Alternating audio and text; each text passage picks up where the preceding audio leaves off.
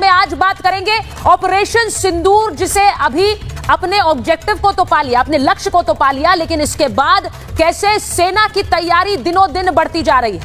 आज मैं आपको बताऊंगी कैसे डोभाल की डील से पाकिस्तान और चीन घबरा गए हैं। अजीत डोभाल जो कि रूस जाने वाले हैं, और रूस जाने से पहले कैसे पाकिस्तान और चीन में घबराहट हो गई है, क्योंकि आप जानते हैं पाकिस्तान अजीत डोभाल के नाम से ही घबराता है।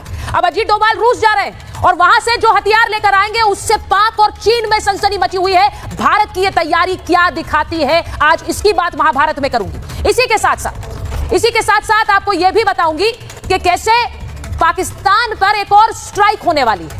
पाकिस्तान पर एक और स्ट्राइक भारत करने वाला है, और यह स्ट्राइक 1,70,000 करोड़ की होगी। वो पाकिस्तान जो पहले ही भीख मांग रहा है, जो पहले ही आर्थिक रूप से बुरी तरह से पिटा हुआ है, उस पर एक और स्ट्राइक भारत करेगा, और वो अंतर्राष्ट्रीय मंच से होगी। उससे बचना मुश्किल होगा। अगर वो स्ट्राइक पाकिस्तान पर होती है तो पाकिस्तान के लिए बहुत मुश्किल होगा हथियारों को खरीदना, जिसके लिए वो 4 देशों का दौरा करने वाले हैं शहबाज शरीफ। आज इसकी भी बात होगी। इसी के साथ साथ आपको यह भी बताऊंगी कि कैसे भारत से चीन डर गया है। अगर चीन डर गया है तो कितने दिन पाकिस्तान बचेगा। और यह मैं इसलिए आपको कह रही हूं क्योंकि अंतर्राष्ट्रीय मंच पर चीन के विदेश मंत्रालय की प्रवक्ता से सीधे पूछा गया पत्रकार द्वारा कि क्या आप लोग इस बात को समझ रहे हैं कि चीन के हथियार बुरी तरह से पिट गए ऑपरेशन सिंदूर में, यानी चीन के हथियार बुरी तरह से ध्वस्त हो गए, वो पिट गए। आप लोग इस बात की गंभीरता को समझ रहे हैं। और चीन की जो विदेश मंत्रालय की प्रवक्ता है वो इधर उधर देखने लगी, उन्हें समझ नहीं आ रहा था कि वो क्या बोले, और इसीलिए उन्होंने निष्पक्षता पर ज्ञान दे दिया। उन्होंने ये बता दिया कि वो भारत के साथ उतना ही खड़े हैं जितना वो पाकिस्तान के साथ खड़े हैं। अब ये बहुत ही बड़ा झटका पाकिस्तान के लिए है, लेकिन क्या ये दिखाता है कि चीन अब खुलकर भारत के साथ खड़े होने का भी दावा कर रहा है?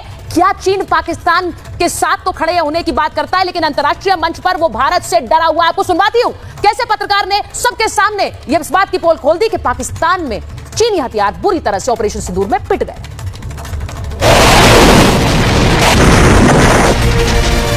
Indian military official claimed that China provided Pakistan with air defense and satellite support during its said that the Chinese weapon systems performed below average.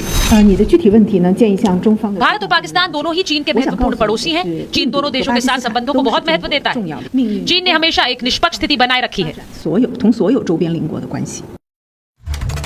तो आपने सुन लिया कि कैसे चीन की विदेश मंत्रालय की प्रवक्ता निष्पक्षता का पाठ पढ़ाने लगी। उनसे खुलकर पत्रकार ने पूछ लिया, आपके हथियार पिट गए हैं, आपको इस बात का एहसास है? यानी चीनी हथियार को भारत ने कैसे बुरी तरह से रौंदा है, ऐसे में पाकिस्तान का क्या अस्तित्व होगा? आज महाभारत में मैं इसकी भी बात करूंगी, लेकिन सबसे पहले आपको बताती हूं कि कैसे अजीत डोभाल पहुंच रहे हैं रूस। अजीत डोभाल रूस पहुंचने वाले हैं। रूस के दौरे पर एनएसए अजीत डोभाल जाएंगे और S-400 की फास्ट डिलीवरी पर वो बात करेंगे। रूस से S-400 सिस्टम की 2 खेप पहले ही आ चुकी है, अब और आनी है, और उन्हीं के बारे में बात करने के लिए रूस जाने वाले हैं अजीत डोभाल। भारत के एयर डिफेंस में S-400 की कितनी अहम भूमिका रही है बताने की जरूरत नहीं है, आप सबने सुना है। रूस ने S-500 एयर डिफेंस भी बना लिया है, यानी इसका अगला वर्जन भी बना लिया है। अब इस अगले वर्जन को खरीदने पर भी बात कर सकता है भारत, यह भी खबर है। इसी के साथ साथ सुखोई 57 फाइटर जेट्स की डील भी रूस के साथ संभव है। सुखोई 57 5वीं पीढ़ी का स्टेल्थ फाइटर जेट है, जिस पर रूस से बात करेंगे अजीत डोभाल। परमाणु पनडुब्बियों को लेकर भी रूस से बात हो सकती है। तो यह दौरा बहुत अहम है।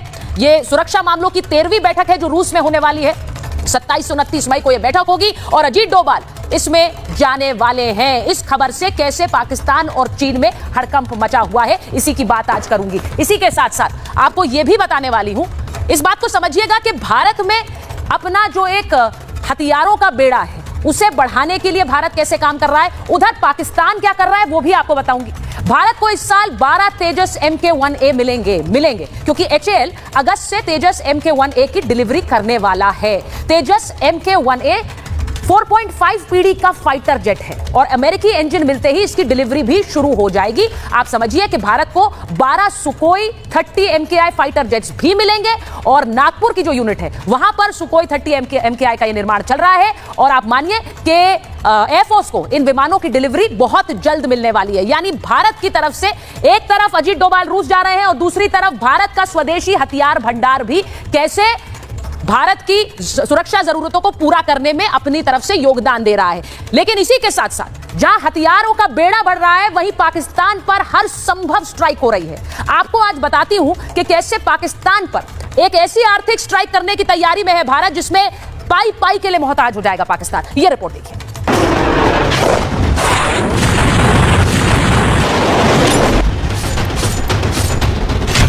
पाकिस्तान पर एक और स्ट्राइक करेगा भारत।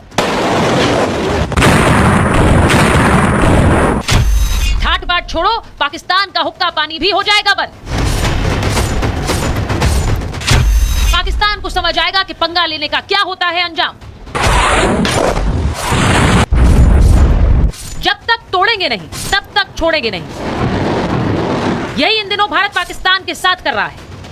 प्रधानमंत्री नरेंद्र मोदी ने पहले सिंधु जल संधि करके पाकिस्तान का पानी बंद कर दिया, फिर वीजा रद्द करके पाकिस्तानियों को भारत से निकाला, फिर पाकिस्तान में घुसकर पाकिस्तानी आतंकियों का सफाया किया। इंडियन एयरफोर्स ने पाकिस्तान के 11 एयरबेस तबाह कर दिए। अब भारत ने संयुक्त राष्ट्र के मंच पर पाकिस्तान को सिंधु जल समझौते और आतंक के मुद्दे पर खरी खरी सुना दी। I would like to highlight 4 aspects to expose the disinformation of Pakistan. First, India entered into the Indus Water Treaty 65 years ago in good faith.